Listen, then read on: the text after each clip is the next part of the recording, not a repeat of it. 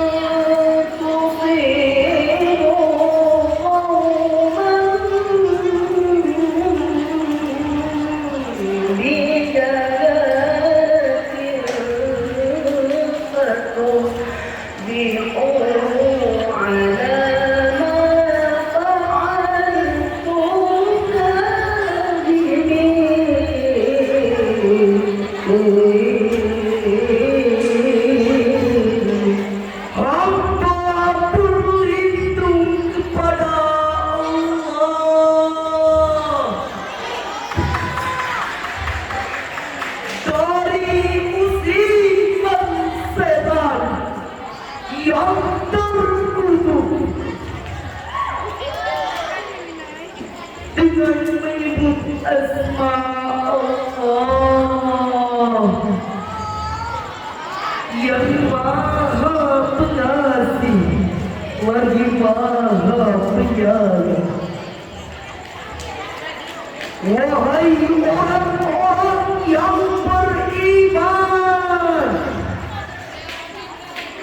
jika seseorang yang fasik datang kepadamu membawa suatu berkah, maka kau itulah kebenarannya. Sebelum kamu menjualan suatu kaum karena bodohan, yang akhirnya kamu akan menyesali perbuatanmu itu. Dewan Haji yang kami muliakan, hadirin seiman dan sekeyakinan yang kami banggakan, Profesor Dr. Muhammad Quraisy dalam kitab tafsirnya Al-Misbah jilid 2 pada halaman 587 sampai dengan halaman 590 menjelaskan bahwa nama-nama yang berarti berita penting, sedangkan lafaz khabar yang berarti kabar secara umum, baik penting maupun tidak. Ayat ini membawa pesan bagi kita akan pentingnya memilih informasi yang kita terima dan memilah pula informasi yang dapat kita percaya. Sedangkan hadirin, menurut ilmu ma'ani, ayat ini merupakan jumlah insya'iyah yang mengandung suatu instruksi. Sedangkan asbabun nuzul ayat ini sebagaimana diriwayatkan oleh Imam At-Tabrani yang bersumber dari Jabir bin Abdullah, Al-Ahmad bin Adla dan Ummu Salamah berkenaan dengan kebohongan yang disampaikan oleh Al-Warith bin Utsmah kepada Rasulullah ketika Rasulullah hampir terprovokasi melakukan tindakan destruktif. Maka turunlah Quran,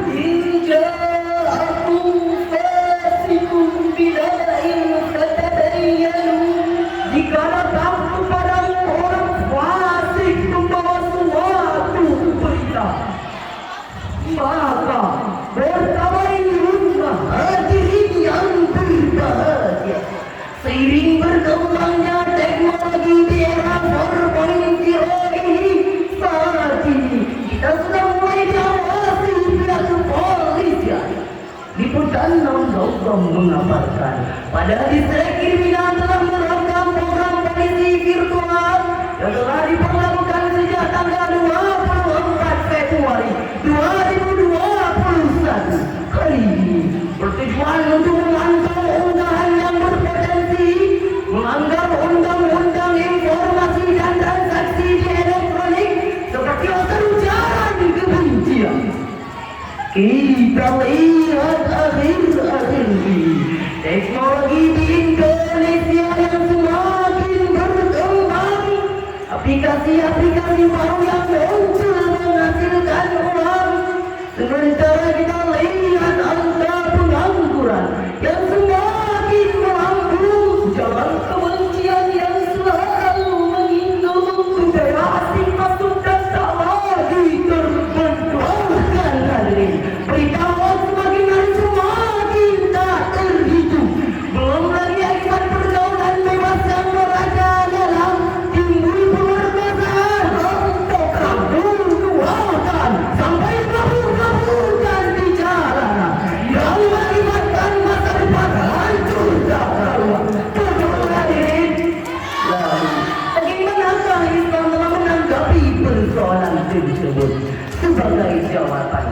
Marilah bersama-sama kita renungkan firman Allah Subhanahu wa Ta'ala dalam Al-Quran surah Ali Imran ayat 104 berikut ini.